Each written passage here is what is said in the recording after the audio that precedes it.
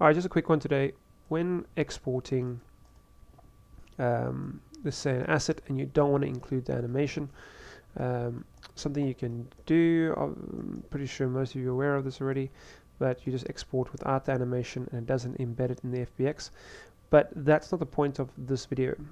So when you export an FBX and you exclude the animation, so let's just say the animation is already in your game in another FBX, so each time you add an accessory, you don't want to keep embedding the same animation. You just want the model with the bones. So you export without the animation, and that drastically reduces your file size. But then when you bring it into Unity, let's go here, you'll actually see, if you don't go back to whichever frame you want to import your asset at, it'll actually freeze frame that asset in that pose. So just be very careful of that. I was busy previewing the animations and I exported it, and this is how the model exported as the FBX, and here is the one without.